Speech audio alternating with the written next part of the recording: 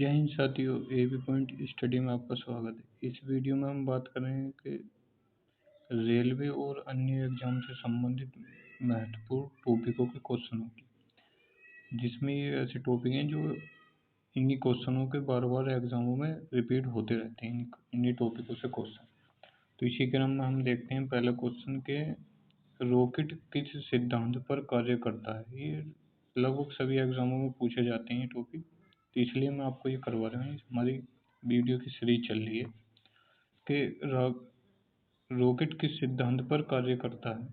ऊर्जा संरक्षण पर, वन रोलर पिरमे पर, एवोगाड्रो परिकल्पना पर, संवेग संरक्षण पर।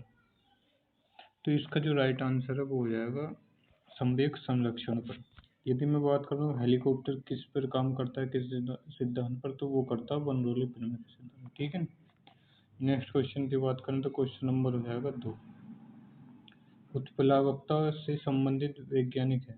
उत्प्लावकता से संबंधित वैज्ञानिक है आर्किमिडीज, न्यूटन, लुईस पास्चर या ये सभी।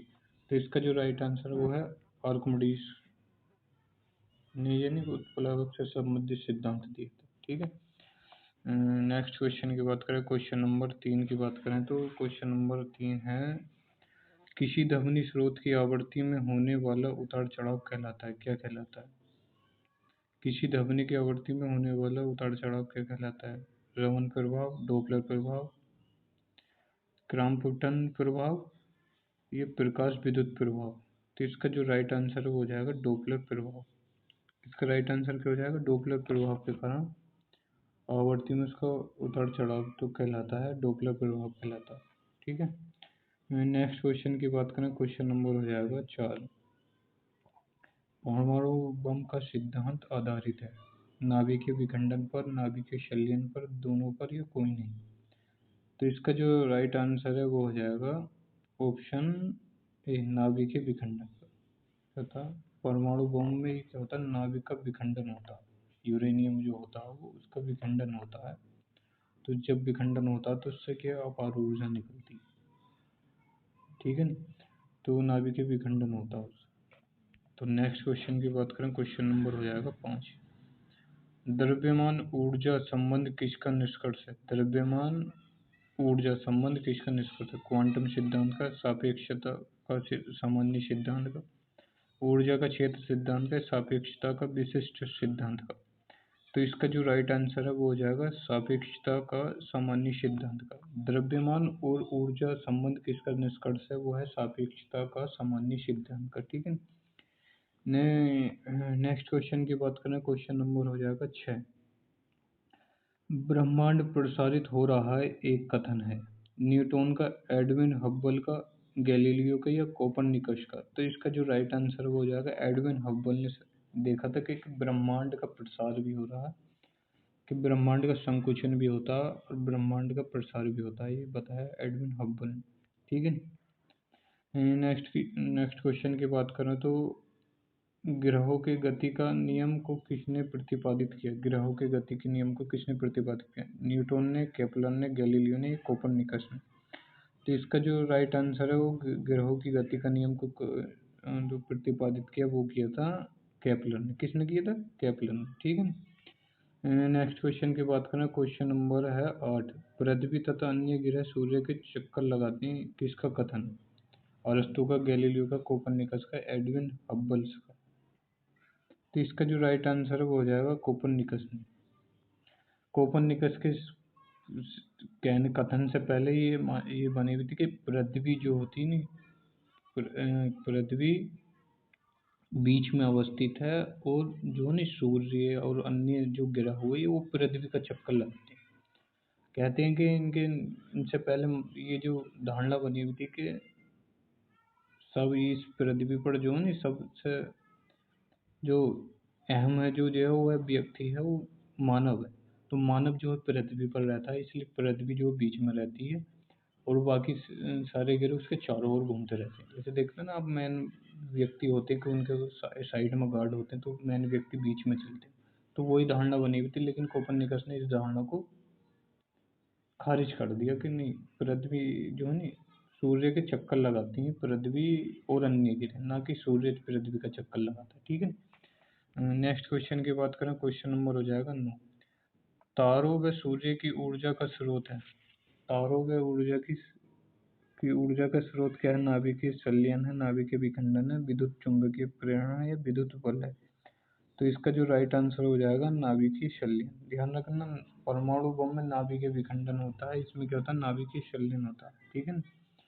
नेक्स्ट क्वेश्चन की बात करते हैं, लॉ ऑफ फ्लोटिंग सिद्धांत की खोज किसने की?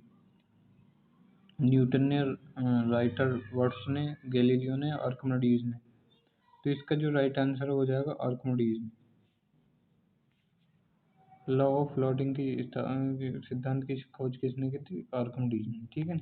नेक्स्ट क्वेश्चन की बात करें, क्वेश्चन नंबर हो जाएगा 11। पौधे में भी जीवन होता है को किसने बतलाया था?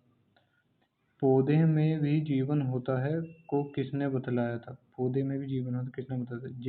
जे सी बोस ने, एम.एस. स्वामीनाथन ने, मेघनाथ साहा ने, हरगोविंद खुराना ने। तो इसका जो राइट आंसर हो जाएगा जे सी बोस ने। पौधे में भी जीवन होता है ये बताया था जे सी बोस ने। ये कौन यहाँ से याद रखो, पौधों का बोस कौन? जे सी। पौधों का बोस कौन? जे सी। ठीक है ना, इससे याद रख लेना। नेक्स्ट क्वेश्चन की बात करें, क्वेश्चन नंबर हो जाएगा 12। आधुनिक एंटीसेप्टिक सर्जरी का जनक है। आधुनिक एंटीसेप्टिक सर्जरी का जनक कौन है? जोसेफ लिस्टर है, एडवर्ड जेनर है। इसका जो राइट आंसर है वो हो जाएगा, और अभी ऑप्शन देख सकते हैं कि ऑप्शन है अभी लुइस पास्चर या विलियम हॉर्मे। तो इसका है जोसेफ लिस्टर। इसका सही आंसर जो ऑप्शन ए पे है जोसेफ लिस्टर, वो इसका सही आंसर हो जाएगा। ठीक है। नेक्स्ट क्वेश्चन की बात करें, क्वेश्चन नंबर 13 है कि स्याही सोखता किस सिद्धांत पर कार्य करता है? पृष्ठ तनाव के, रसाकर्षण के, परासरण के या कोई नहीं। तो इसका जो राइट आंसर है वो हो जाएगा परासरण के। स्याही सोखता है मतलब स्याही सोखता है, ये वो परासरण के कारण होता है, झिल्ली होती है, झिल्ली के सोखना यानी जल की मात्रा के द्रव का इधर को आना, किसी पारगम्य झिल्ली को पार कर देना, उसे परासरण कहते हैं। ठीक है। नेक्स्ट क्वेश्चन की बात करें, क्वेश्चन नंबर 14 है, आइंस्टीन को नोबेल पुरस्कार मिला था, किस पर मिला था? प्रकाश विद्युत प्रभाव की व्याख्या पर, सापेक्षता के सिद्धांत पर, इलेक्ट्रॉन की खोज पर या कोई नहीं। तो इसका जो राइट आंसर हो जाएगा प्रकाश विद्युत प्रभाव की व्याख्या पर, प्रकाश विद्युत प्रभाव की व्याख्या पर। ठीक है। नेक्स्ट क्वेश्चन की बात करें, क्वेश्चन नंबर हो जाएगा 15। डिजिटल कंप्यूटर किस सिद्धांत पर आधारित है? डिजिटल कंप्यूटर किस सिद्धांत पर आधारित है? गणना पर, मापन पर, विद्युत पर या लॉजिकल पर। तो ये आधारित है गणना पर। डिजिटल कंप्यूटर किस सिद्धांत पर आधारित है? वो हो जाता है गणना पर। ठीक है नहीं, किस पर हो जाता है वो आधारित? गणना पर।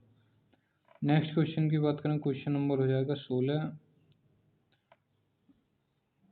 क्वार्ट्ज घड़ियाँ किस सिद्धांत के अनुसार कार्य करती हैं? क्वार्ट्ज घड़ियाँ किस सिद्धांत के अनुसार करती हैं? विद्युत चुम्बकीय प्रभाव के, प्रकाश विद्युत प्रभाव के, शीवेन प्रभाव पर, दाब विद्युत प्रभाव पर। क्वार्ट्ज घड़ियाँ, तो इसका जो राइट आंसर है वो हो जाएगा दाब विद्युत प्रभाव पर। ठीक है, किस पे आता है ना? दाब विद्युत प्रभाव पर। क्वार्ट्ज घड़ियाँ किस सिद्धांत का? दाब विद्युत प्रभाव पर कार्य करती है। 17, क्वेश्चन नंबर 17 में दे रखा, विद्युत मोटर किस सिद्धांत के अनुसार कार्य करते हैं? विद्युत मोटर फैराडे के नियम के आधार पर, वेंज के नियम के आधार पर, ओम का नियम, फ्लेमिंग का नियम। तो इसका जो राइट आंसर है फैराडे के नियम पर। विद्युत मोटर के सिद्धांत के अनुसार फैराडे के नियम के अनुसार का सिद्धांत पर काम करते हैं। ठीक है। परमाणु घड़ी निम्न में से किस प्रकार के अंतर्गत कार्य करती है? निम्नलिखित किस प्रभाव के अंतर्गत कार्य करती है? सीवेक प्रभाव, पीजो इलेक्ट्रिक प्रभाव, पेल्टिजर प्रभाव, क्रॉम्पटन प्रभाव। तो इसका जो राइट आंसर है वो हो जाएगा पीजो इलेक्ट्रिक प्रभाव। क्या हो जाएगा इसका राइट आंसर? हो जाएगा पीजो इलेक्ट्रिक प्रभाव। ठीक है नहीं। नेक्स्ट क्वेश्चन की बात करें, क्वेश्चन नंबर हो जाएगा 19।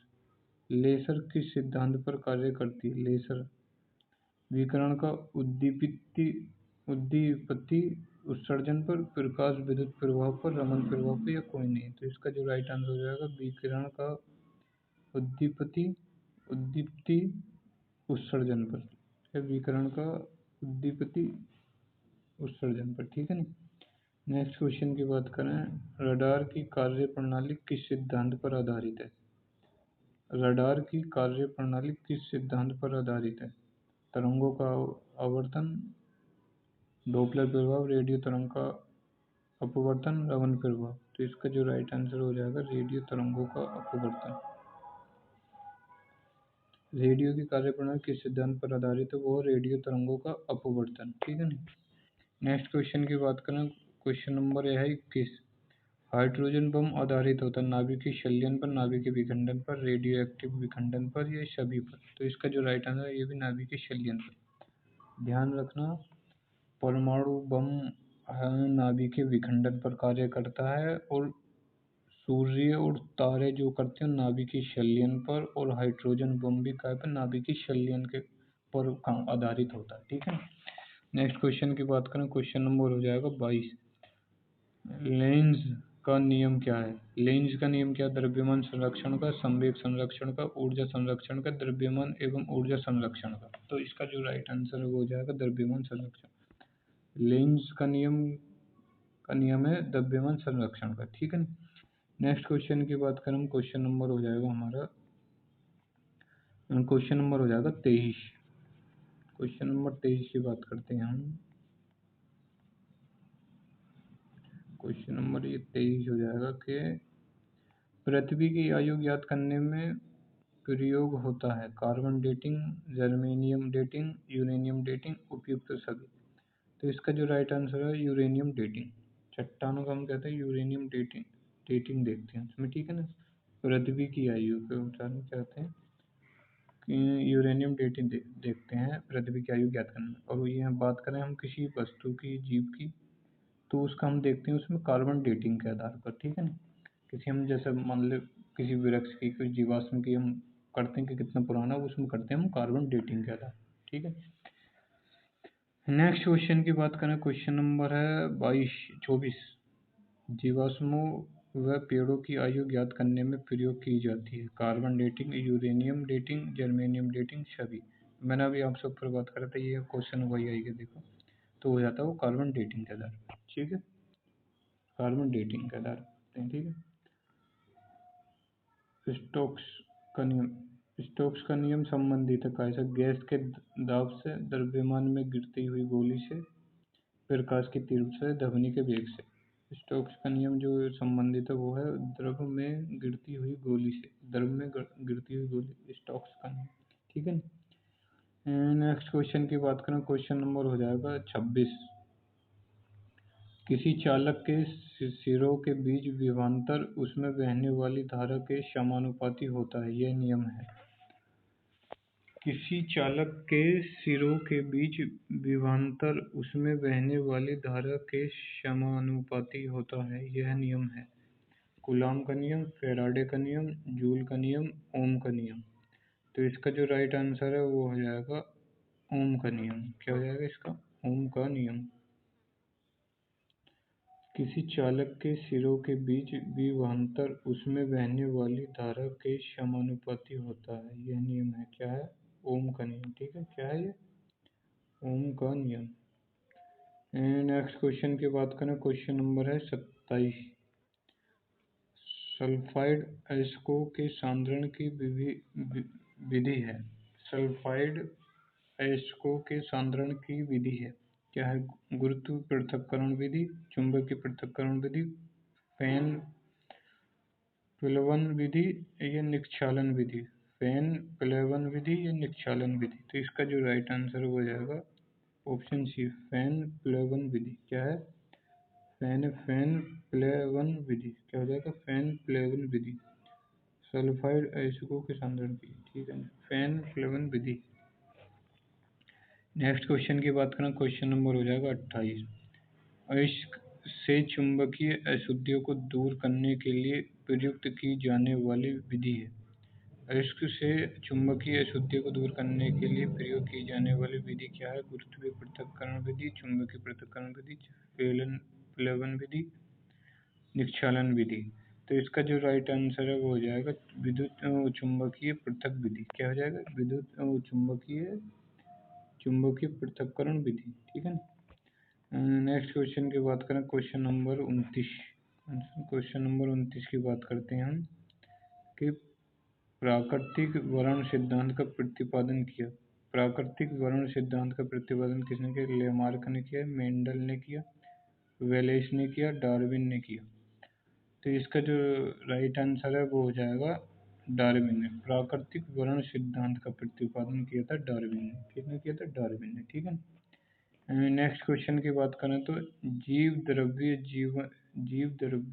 जीवन का भौतिक आधार है, यह मत दिया है हक्सले ने, मेलपिंगी ने, रॉबर्ट शोक ने या पाश्चर ने। तो इसका जो राइट आंसर हो जाएगा हक्सले ने। जीव द्रव्य जीवन का भौतिक आधार है। जीव द्रव्य जो होता है कोशिका में वो जीवन का भौतिक आधार होता है, ये कहा था कि रॉबर्ट शोक ने। किसने कहा था? नहीं सॉरी, ये हर्सले ने कहा था। किसने कहा था? हर्सले ने कहा। किसने कहा था? ये हर्सले ने कहा था। ठीक है ना। नेक्स्ट क्वेश्चन की बात करें, क्वेश्चन नंबर हो जाएगा 31। क्वेश्चन नंबर हो जाएगा 31। उत्परिवर्तन का सिद्धांत दिया था। उत्परिवर्तन का सिद्धांत दिया था। उत्परिवर्तन का माल्थस ने, लेमार्क ने, ह्यूगो ने, हक्सले ने। ह्यूगो ने, हक्सले ने। किसने दिया था? ये दिया था ह्यूगो ने दिया था। किसने दिया था ये सिद्धांत? ये ह्यूगो ने दिया था। ठीक है ना। उत्परिवर्तन का सिद्धांत ह्यूगो ने दिया था। ठीक है। नेक्स्ट क्वेश्चन की बात करें, क्वेश्चन नंबर हो जाएगा क्वेश्चन नंबर 32। नेचुरल सिलेक्शन का सिद्धांत किसने बनाया? नेचुरल सिलेक्शन का सिद्धांत किसने बनाया? न्यूटन ने, मेंडल ने, डार्विन ने, आर्किमिडीज ने। किसने बनाया था ये? तो इसका जो राइट आंसर है वो हो जाएगा डार्विन ने। ये ध्यान रखना, नेचुरल सिलेक्शन का सिद्धांत किसने बनाया? ये बनाया था डार्विन ने। किसने बनाया था ये बनाया था डार्विन ने, नेचुरल सिलेक्शन का सिद्धांत। ठीक है। नेक्स्ट क्वेश्चन की बात करते हैं हम, क्वेश्चन नंबर हो जाएगा 26 के एक जीन एक एंजाइम सिद्धांत को किसने प्रतिपादित किया था? एक जीन एक एंजाइम सिद्धांत को किसने प्रतिपादित किया था? वाटसन एवं क्रिक ने, हरगोविंद खुराना ने, विडल व टेटमन ने और मॉर्गन ने। इसका जो राइट आंसर है वो हो जाएगा बीडल व टेटम ने। बीडल व टेटम ने इसका जो सिद्धांत को प्रतिपादित किया था, बीडल व टेटम ने किया था। ठीक है ना। एक जीन एक एंजाइम सिद्धांत को किसने प्रतिपादित किया था? बीडल व टेटम ने किया था। ठीक है ना। तो आज की वीडियो हम यही रोकते हैं, पूरी होगी हमारी ये टेस्ट, वो जो क्वेश्चन की सीरीज यहाँ तक थी आज ये पूरी हो चुकी है। वीडियो अच्छी लगी तो वीडियो को लाइक करें और चैनल को सब्सक्राइब करें, और अन्य वीडियो देखने के लिए हमारे चैनल को फॉलो करें। जय हिंद।